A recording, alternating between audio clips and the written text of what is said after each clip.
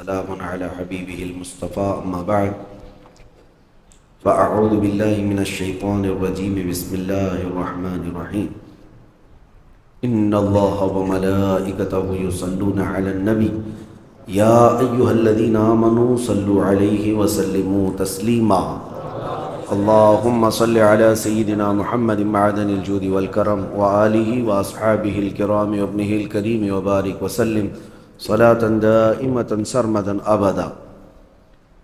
سیرت مصطفیٰ صلی اللہ تعالیٰ علیہ وسلم کے اس سلسلے میں آج ہم کو عرض کرنا ہے نبی پاک صلی اللہ تعالیٰ علیہ وسلم کی عمر مبارکہ کی 25 سال سے لے کر کے 40 سال تک کی جو زندگی تھی وہ خانگی معاملات میں گزری، یعنی ام المومنین خدیجۃ الکبریٰ رضی اللہ تعالیٰ عنہا سے نکاح کے بعد نبی پاک صلی اللہ تعالیٰ علیہ وسلم نے وہ بھرپور زندگی اور ایک مثالی زندگی پوری دنیا کے لیے عطا فرمائی۔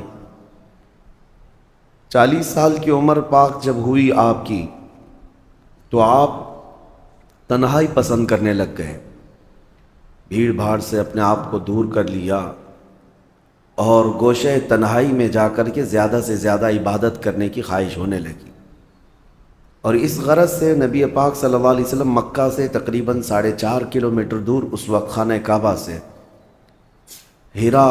غار ہیرا میں جا کر کے عبادت کرتے تھے۔ ہیرا یہ جبل نور ایک پہاڑی ہے، اس پہاڑی کے اوپر ایک غار ہے، یہ تقریباً 3000 فٹ اونچا ہے۔ سب سے اوپر کی چوٹی پر جا کر نبی پاک صلی اللہ علیہ وسلم تنہائی اختیار کرتے تھے۔ یہ گوشہ نشینی تھی اور اس وقت تک ابھی کوئی وحی نہیں آئی تھی، نہ ہی کوئی آیت اتری تھی قرآن کی، لیکن اس سے پہلے ہی نبی پاک صلی اللہ علیہ وسلم 2 دن 3 دن تک اس غار میں تشریف لے جاتے تھے۔ اس وقت حضرت خدیجۃ الکبریٰ رضی اللہ تعالیٰ عنہا مکمل ساتھ رہیں، یہاں تک کہ آپ کے کھانے کا انتظام وہ خود کرتیں، گھر سے کھانا لے کر کے وہ خود جاتی اور پہاڑ پر کھانا دے کر کے پھر واپس آتی۔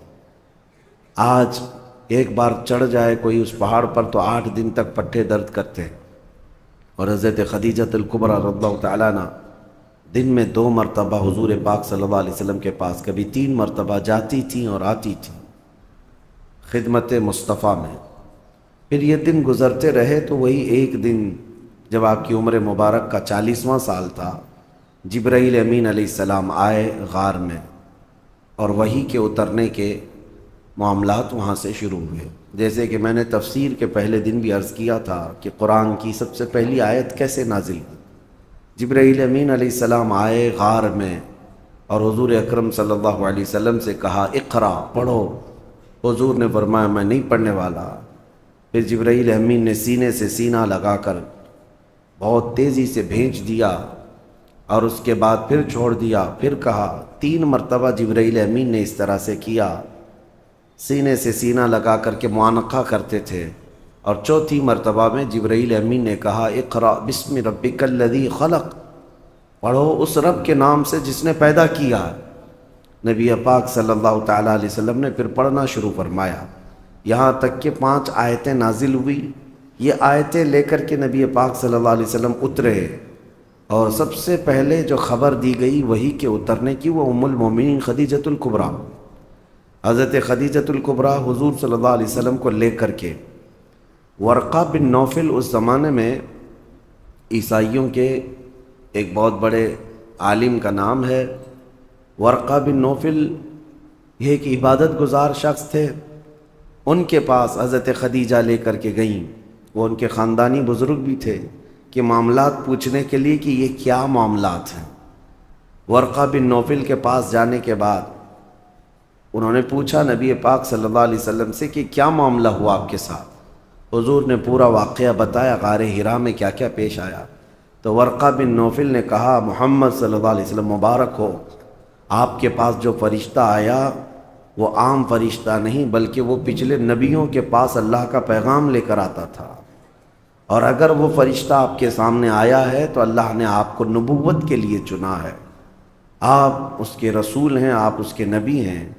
اور ورقہ بن نوفل ایمان لائے ہوئے لوگوں میں سے نہیں ہے، لیکن خواہش یہ کی کاش میں اس زمانے میں جب آپ کی اعلان نبوت ہوگا اور میں تندرست ہوتا تو میں مکمل آپ کی خدمت میں حاضر رہتا، اس لیے کہ عنقریب وہ دن آئیں گے جب آپ کو آپ کے خاندان والے اور آپ کے شہر والے اتنا سخت ظلم کریں گے کہ آپ کو اپنا وطن چھوڑنا ہوگا۔ یہ پہلے ہی کہہ دیا گیا تھا۔ تو نبی پاک صلی اللہ تعالیٰ علیہ وسلم وہاں سے آئے۔ اب وحی کے اترنے کے سلسلے کو تھوڑے دنوں تک کے لیے اللہ نے موقوف رکھا، وحی نہیں آئی دوسری، لیکن رسول پاک صلی اللہ علیہ وسلم کو مکمل اس بات کی تمنا رہتی، اس وحی کے انتظار میں حضور صلی اللہ علیہ وسلم سرگرداں رہتے، کیونکہ ایک بار جو پیغام محبت آیا ہے اس پیغام محبت کو دوبارہ سننے کا شوق۔ پھر ایک بار مکہ کے بازار سے گزر رہے تھے، کسی نے پکارا محمد محمد، نبی پاک صلی اللہ علیہ وسلم کا نام۔ حضور نے پلٹ کر کے اس آواز کی طرف دیکھا تو آسمان اور زمین کے بیچ میں وہی فرشتہ یعنی جبرائیل امین، وہ اتنی بڑی شکل میں کرسی پر براجمان ہے۔ نبی پاک صلی اللہ علیہ وسلم نے پہلی مرتبہ یہ منظر دیکھا جبرائیل کو اس حالت میں، تو اس کے بعد آسمان اور زمین پورا اس فرشتے سے بھر گیا ہے، جبرائیل امین سے۔ پھر نبی پاک صلی اللہ تعالیٰ علیہ وسلم گھر تشریف لائے اور پھر اس وقت کہنے لگے زمیلونی زمیلونی، مجھے چادر اوڑھاؤ، سخت ٹھنڈی لگ رہی ہے۔ جسم کے اندر وحی کے اترنے کے جو آثار تھے وہ پوری باڈی شیک ہوتی تھی۔ اس کے بعد آپ گھر میں لیٹے تھے، اسی حالت میں جبرائیل امین نے 19 آیتیں لے کر کے حضور اللہ تعالیٰ کی طرف سے پہنچایا۔ یا ایھا المدثر قم فانذر وربک فکبر، یہ آیتیں تھیں۔ اللہ تعالیٰ نے اپنے نبی کو مدثر کہہ کر پکارا، اے مدثر اٹھو، قم فانذر، لوگوں کو اللہ کا خوف دلاؤ، وربک فکبر، اور تمہارے رب کی تکبیر بلند کرو، اللہ اکبر کہو۔ پھر یہاں سے احکام شروع ہوئے۔ اب نبی پاک صلی اللہ تعالیٰ علیہ وسلم کو باضابطہ حکم ہوا کہ آپ اپنی قوم کے سامنے اعلان فرمائیں، اور اس سے پہلے اللہ تعالیٰ نے ایک حکم یہ فرمایا وَأَنذِرْ عَشِيرَتَكَ الْأَقْرَبِينَ، آپ پہلے اپنے رشتہ داروں کو اللہ کا خوف دلاؤ۔ سب سے پہلے جو شروعات ہوئی وہ یہاں سے، حضور اکرم صلی اللہ تعالیٰ علیہ وسلم نے سب سے پہلے اپنے گھر والوں میں اپنے سارے چچاؤں کو، اپنی پھوپھیوں کو، اپنے رشتہ داروں کو جمع کیا اور جمع کر کے ان کے سامنے دعوت اسلام پیش کی۔ سب سے پہلا مرحلہ یہی تھا دعوت کا، اپنے گھر سے شروع کیا اور ان کے سامنے اس دعوت کو رکھا۔ ان میں اکثر لوگوں نے انکار کر دیا، اکثر لوگوں نے انکار کر دیا، وہ اپنے پرانے ڈھنگ پر ہی قائم رہے، کسی نے التفات نہیں کیا، توجہ نہیں کی۔ پھر یہاں تک کہ نبی پاک صلی اللہ علیہ وسلم کی جو امیج تھی پورے مکہ میں ویسی تھی کہ حضور کی بات پر لوگ آنکھ بند کر یقین کرتے تھے، بڑی بڑی امانتیں رکھتے تھے۔ تو ایک دن حضور صلی اللہ علیہ وسلم نے جبل ابو قبیس، وہاں پر مکہ میں ایک پہاڑی ہے یا اس کے قریب ایک پہاڑی، اس پہاڑی کے پاس سارے مکہ والوں کو بلایا کہ سب کے سب آ جاؤ، اور حضور کی آواز پر پورا مکہ جمع ہو گیا۔ تب نبی پاک صلی اللہ علیہ وسلم نے ان سے ایک سوال کیا، کہا کیا تمہارا خیال ہے میرے متعلق اگر میں یہ خبر دے دوں کہ اس پہاڑ کے پیچھے ایک فوج ہے جو تمہیں مارنے کے لیے کھڑی ہے، تو تم کیا میری اس بات کا یقین کرو گے؟ مکہ والوں نے ایک آواز میں کہا تھا، ہم نے تمہارے بچپن سے لے کر اب تک کبھی جھوٹ سنا ہی نہیں، اگر آپ اس بات کی خبر دیتے ہیں تو ہم یقین ہی نہیں بلکہ اس سے لڑنے کی تیاری بھی کریں گے۔ نبی پاک صلی اللہ علیہ وسلم نے فرمایا جب تمہیں میری بات پر اتنا یقین ہے تو سنو، اللہ ایک ہے اور میں اللہ کا آخری رسول ہوں، اور جن بتوں کے سامنے تم سر جھکاتے ہو یہ فضول ہے، یہ باطل ہیں۔ تو نبی پاک صلی اللہ علیہ وسلم کا جب یہ اعلان ہوا تو مجمع میں کھلبلی مچ گئی کہ ہمارے پرانے دین پر حملہ ہو گیا، ہمارے دھرم پر حملہ ہو گیا ہے۔ اور پھر اسی مجمع میں سے ایک شخص کھڑا ہوا اور اس نے سخت جملوں میں بات کہا، تبن لک یا محمد الہذا جمعت، نعوذ باللہ، اس نے کہا برا ہو اے محمد تمہارے ہاتھ ٹوٹ جائیں، کیا تم نے اس کام کے لیے ہمیں یہاں جمع کیا تھا؟ یہ بولنے والا حضور صلی اللہ علیہ وسلم کا سگا چچا ابو لہب تھا۔ حضور پاک صلی اللہ علیہ وسلم کو زندگی میں سب سے پہلا برا جملہ کہنے والا یہی شخص تھا، کیونکہ اتنے سالوں میں کبھی کسی نے انگلی بھی نہیں اٹھائی، کبھی نہ اخلاق پر بات کی، نہ کسی نے سخت لہجے میں آپ سے بات کی۔ اخلاق کریمانہ وہ اعلیٰ معیار کے تھے۔ پہلی مرتبہ اس طرح کا کڑوا جملہ اور طعن و تشنیع کے ساتھ گالی بھرا ہوا نبی پاک صلی اللہ علیہ وسلم کے قلب اطہر پر یہ بات گراں گزری، بہت سخت ہوئی۔ لیکن اس مجمع سے حضور اکرم صلی اللہ تعالیٰ علیہ وسلم لوٹے تھے کہ ہاں تاریخ میں یہ ہے، اب جو لوگ ایمان لائے ان میں بچوں میں سب سے پہلے مولا علی کرم اللہ وجہہ الکریم، جب آپ کی عمر 9 سال کی تھی۔ بڑی عمر والوں میں سب سے پہلے ایمان لانے والے حضرت ابوبکر صدیق رضی اللہ عنہ، عورتوں میں سب سے پہلے ایمان لانے والی سیدہ خدیجۃ الکبریٰ رضی اللہ تعالیٰ عنہ، اور غلاموں میں سب سے پہلے ایمان لانے والے حضرت زید بن حارثہ رضی اللہ تعالیٰ عنہ، اور حضرت بلال حبشی رضی اللہ تعالیٰ عنہ کا بھی نام ہے۔ یہ لوگ سب سے پہلے ایمان لانے والوں میں ہیں، سب سے پہلے جو لوگ ایمان لائے۔ اب یہ وہ لوگ تھے، اس میں حضرت ابوبکر، حضرت خدیجہ کو چھوڑے تو باقی تو سب ان کے حالات ایسے نہیں تھے کہ وہ پورے مکہ والوں سے پنگا لے لیتے، مقابلہ کر سکتے۔ کمزور لوگوں سے دین شروع ہوا، اور جو لوگ شروع میں اسلام میں داخل ہوتے تھے وہ غریب صحابہ تھے، کمزور تھے، لیکن ایمان اتنا مضبوط تھا کہ ہر مصیبت کے لیے وہ ڈٹے رہتے تھے، ہر بڑی سی بڑی مصیبت کو فیس کرنے کو تیار تھے۔ اب یہاں سے تبلیغ اسلام کا سلسلہ شروع ہوا۔ شروع کے سالوں میں نبی پاک صلی اللہ علیہ وسلم نے پوشیدہ طریقے سے ہی دعوت اسلام دی، پوشیدہ طریقے سے، یعنی بالکل اوپنلی دعوت نہیں دی جاتی تھی، تنہا ایک ایک شخص کو کنونس کرنا۔ جیسے حضرت ابوبکر صدیق کی دعوت پر حضرت عثمان غنی ایمان لائے، حضرت ابوبکر صدیق کی دعوت پر حضرت زبیر، حضرت طلحہ، یہ لوگ بھی ایمان لائے۔ تو یہ جو ایک دوسرے سے ایمان کا سلسلہ چلتا رہا، باضابطہ طور پر تبلیغ کب ہوئی؟ حضور اکرم صلی اللہ تعالیٰ علیہ وسلم ایک بازار میں تشریف لے گئے، وہاں پر لوگوں کے درمیان خطاب کر رہے تھے کہ ابو جہل درمیان میں آیا، پوری دھول اڑایا حضور پاک صلی اللہ علیہ وسلم پر، اور نہایت سخت جملوں میں کہنے لگا کہ لوگوں اس شخص کی بات مت سنو کہ یہ اس کا ذہنی توازن خراب ہو گیا، نعوذ باللہ، بڑے بڑے برے الفاظ کہتا ہوا۔ اب یہاں سے تکلیفوں کا دور بھی شروع ہو گیا، آزمائش کا دور۔ ایک بات یاد رکھیں، کوئی بھی مشن لے کر کے کھڑا ہونا معمولی نہیں اس دنیا میں، اور وہ بھی نبی پاک صلی اللہ علیہ وسلم نے ایسے پتھر دلوں کے سامنے وہ عظیم دین کو پیش کیا تھا۔ اب آپ اندازہ کر سکتے ہیں وہ لوگ کس قدر ایگریسو تھے، اسی سے آپ اندازہ کریں کہ حضور جیسے شخص کو جو لوگ اچھی طرح جانتے تھے اخلاق میں کیا ہیں، لیکن حضور جب حرم کعبہ میں آتے تو ان کے ساتھ کیا کیا کرتے تھے لوگ، کیا کچرے ڈالے، بہت ساری چیزیں کی، یہاں تک کہ عقبہ بن ابی معیط نام کا ایک ظالم شخص ایسا ہے، حضور ایک بار مسجد حرم میں آئے تھے نماز ادا کرنے کے لیے، اس نے اپنا گمچھا جو رومال ہوتا ہے وہ حضور صلی اللہ علیہ وسلم کے گلے میں ڈال کر گول گھمانا شروع کیا، اور اتنا گھما کر کے کھینچا کہ حضور اکرم صلی اللہ علیہ وسلم کے گلے پاک پر سوجن آ گئی تھی۔ یہ سب معاملات حضور کے ساتھ ہوئے، اور جو صحابہ ایمان لائے تھے ان کی بڑی آزمائش تھی۔ حضرت ابو فقیہہ ایک غلام تھے، ان کو ان کا آقا اتنا مارتا تھا، یہاں تک کہ راستے میں لے کر جا رہا تھا تو ایک جانور ہوتا ہے چھوٹا سا، اس جانور کو دیکھ کر کے اس نے کہا کہ تیرا خدا یہی تو نہیں ہے۔ اس وقت حضرت ابو فقیہہ کا ایمان دیکھیں، جیسے اس نے گستاخی کی، پکار کر کہنے لگے اللہ ربنا، ہمارا رب اللہ ہے، وہ ایک ہے۔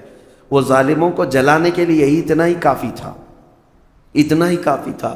اسی کو تو اقبال نے کہا ہے کہ یہ غریب صحابہ تھے لیکن ان کے چولہے ہلا کر رکھ چکے تھے، کمزور تھے لیکن ان کے لوگوں کی نیندیں حرام کر رکھی تھی، کہ ان کا داؤ ان پر نہیں چلتا تھا، وہ ڈرائے دھمکائے موب لنچنگ کیے لیکن صحابہ پر کچھ بھی اثر نہیں ہوتا تھا۔ اسی کو اقبال نے کہا تھا کفر دم توڑ دے گا ٹوٹی ہوئی شمشیر کے ساتھ۔ تمہارے پاس بڑے ہتھیار ہونے ضروری نہیں ہیں، ٹوٹی ہوئی شمشیر، ٹوٹی تلوار۔ فرماتے ہیں اقبال کفر دم توڑ دے گا ٹوٹی ہوئی شمشیر کے ساتھ، گر تم نکل آ جاؤ ایک بار نعرہ تکبیر کے ساتھ۔ وہ نعرہ تکبیر کس کا تھا؟ وہ صحابہ کا تھا۔ ہر گھڑی ہر لمحے اب جو تکلیف اٹھائے ہوئے صحابہ ہیں ان کی ایک لسٹ ہے لمبی، کون کون سے صحابہ ہیں جنہوں نے اسٹرگل کیا ہے بہت سخت طریقے سے۔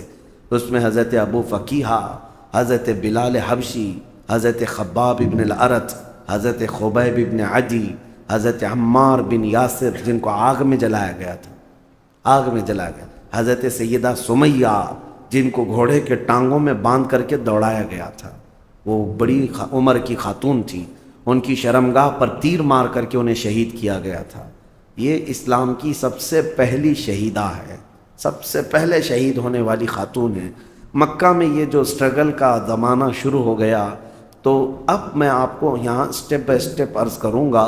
نبوت کے جو سال شروع ہوئے، پہلا سال، دوسرا سال، تیسرا سال، چوتھا سال، اس طرح سے 40 سال کی عمر پاک میں نبی پاک صلی اللہ علیہ وسلم نے اپنے نبوت کا اعلان فرمایا۔ آپ ایک بات یاد رکھیں، فرق محسوس کریں۔ بہت سارے لوگ یہ کہتے ہیں حضور 40 سال کی عمر میں نبی بنائے گئے۔ حضور نبی بنائے نہیں گئے، حضور نے تو فرمایا میں تو اس وقت بھی نبی تھا جب آدم علیہ السلام کو مٹی اور پانی میں گوندھا جا رہا تھا، وہ تو نبی اس وقت بھی تھے۔ اور نبی میرے آقا صلی اللہ علیہ وسلم اولین آخرین سب کے نبی ہیں، لیکن نبوت کا اعلان کرنے کا حکم 40 سال کی عمر میں ہو۔ اس کو ہمیشہ سے احتیاط کریں۔ بعض لوگ ایسے ہی بک جاتے ہیں کہ حضور کو 40 سال کی عمر میں نبوت ملی۔ نبوت ان کی زمانے سے تھی، لیکن اعلان کرنے کا حکم کب ہوا؟ 40 سال کی عمر میں۔ اب یہاں سے دور نبوت شروع ہوا، اب اس کو دور نبوت کہتے ہیں۔ 40 سال پہلے کی جو زندگی میں نے آپ کو رکھا وہ مختصراً وہ حضور کی ایک سیرت ایسی ہے جو آئیڈیل ہے، مثالی ہے۔ بچپنا، جوانی، شادی کے معاملات، تجارت کے معاملات 40 سال کی عمر تک، لیکن اب اصل جو یعنی پوری دنیا کے لیے اسوہ حسنہ ہے، جس کو قرآن نے کہا ہے لَقَدْ كَانَ لَكُمْ فِي رَسُولِ اللَّهِ أُسْوَةٌ حَسَنَةٌ، تمہارے لیے رسول اللہ کی زندگی بہترین آئیڈیل ہے، نمونہ ہے۔ اب وہ دور نبوت کو آپ کے سامنے رکھنا ہے۔ 23 سال تک، 40 سال کی عمر سے لے کر کے حضور اکرم صلی اللہ علیہ وسلم کی عمر جب 63 سال کی ہوئی، یہ پورا دور نبوت ہے۔ دور نبوت کو ہم 2 حصوں میں ڈیوائیڈ کرتے ہیں، ایک مکی حصہ ہے اور ایک مدنی حصہ ہے۔ 13 سال مکہ میں دور نبوت کے گزرے اور 10 سال مدینے میں دور نبوت کے گزرے۔ دونوں دور بہت الگ الگ ہے، ڈیفرنٹ ہے۔ مجھے آپ کو سٹیپ بائی سٹیپ عرض کرنا ہے 13 سال مکہ میں کس طرح گزرے، پہلا سال کیا تھا، دوسرے سال کون سے واقعات پیش آئے، تیسرے سال کون سے واقعات پیش آئے۔ ہر ایک سال کی کچھ خصوصیات ہیں، وہ انشاءاللہ العزیز آپ کو سلسلہ بسلسلہ عرض کیے جائیں گے۔ مکہ کا دور مکمل اسٹرگل کا دور ہے، یہاں کوئی جہاد کی آیت نہیں اتری تھی۔ 13 سال صبر کیا گیا، ہر چیز کو سہا گیا ہے۔ لیکن جب ہجرت ہوئی، مدینے میں جانے کے بعد اسلامک حکومت اسٹیبلش ہوئی، اسٹیٹ آف اسلام جس کو کہیں آپ، یعنی سب سے پہلی چیز جو نبی پاک صلی اللہ علیہ وسلم نے قانون، پارلیمنٹ، ایک نظام جو قائم کیا وہ مدینہ طیبہ۔ مدینے کی بھی 10 سال، پہلا مدنی سال، دوسرا مدنی سال، تیسرا مدنی سال، ہر ایک کی خصوصیات ہیں اور ان میں جنگیں بھی ہوئی ہیں۔ ہم اس کو تقسیم کر کے اب اصل سیرت کو یہاں سے آپ کے سامنے رکھتے ہیں۔ روزانہ میں انشاءاللہ العزیز سلسلہ بسلسلہ آپ کے سامنے رکھنے کی کوشش کرتا ہوں۔ اللہ کریم میرے آقا صلی اللہ تعالیٰ علیہ وسلم کی سیرت طیبہ پر ہمیں عمل کی توفیق عطا فرمائے۔ مولا کریم نبی پاک صلی اللہ علیہ وسلم کا سچا عشق اور سچی محبت ہمارے سینوں میں عطا فرمائے۔ وآخر دعوانا الحمدللہ رب العالمین۔ صلاۃ و سلام کی